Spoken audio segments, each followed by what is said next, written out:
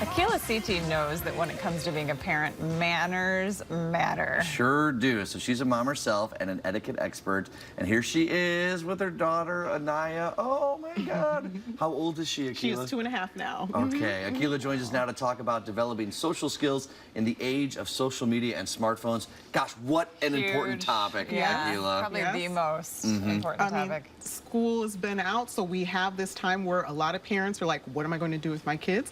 Can we polish them? Here's a device. Yes, yes, yes.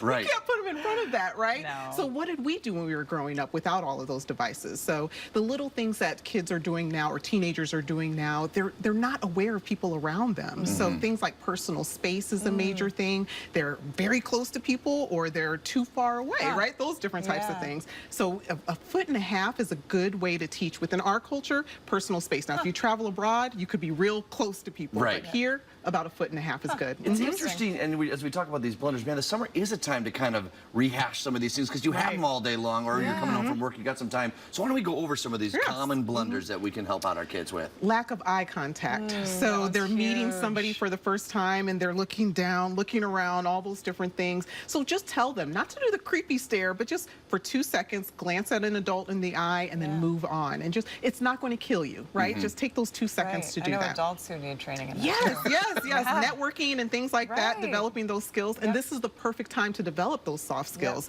Yes, and not just expecting when they become an adult for them to know everything. Yeah, it'll just occur to them. Right. Not every kid has to be a great orator, but avoiding those, that's got to be a blunder that all kids go through, right? And you know, when I started teaching this, I started paying attention more to people who do it. So when you hear somebody saying, well, maybe, you know, just give definitive answers. And that shows that you're a confident person, you're secure in the answer that you're providing.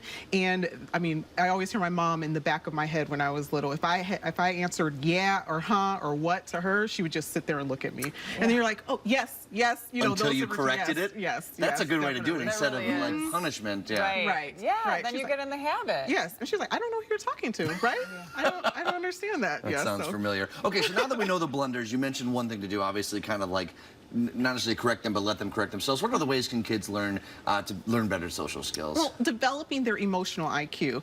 Again, and like you said, some adults don't have these different skills. So being aware of those around them, not constantly being on their devices, looking down and imagining a world inside of their device, but being aware that there's a world around them. So developing emotional IQ is something that even businesses start to look at as you start to become an adult. So this is the prime time to start to do that. Be aware of those around you. Be aware of how you are responding to people and your role in situations as well.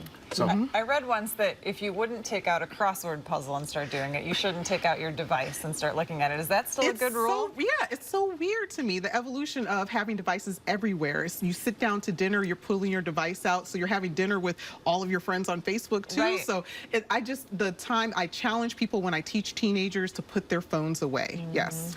I got a question for Heidi and Akila here. Uh-oh. Okay, so me and my partner Brett, we're like, you know, when we raise kids, they're never going to say, hey, all that stuff. They're going to eat exactly what we tell them. And I do remind Brett, I'm like, you know, maybe it's a little bit harder than to make it seem. So what do you think? Am I in for some trouble? I The had best grandiose parents don't ideas. have kids, right? I was a good parent before. Yeah, I was great at parenting before I had children. I just figured I had two moms. I might as well ask it. Akila, thank you so much for Thanks, stopping guys, by. for having me. Appreciate Thanks it. for It's coming. always a pleasure when you come here. And for more information on Akila, head to AkilaCT.com.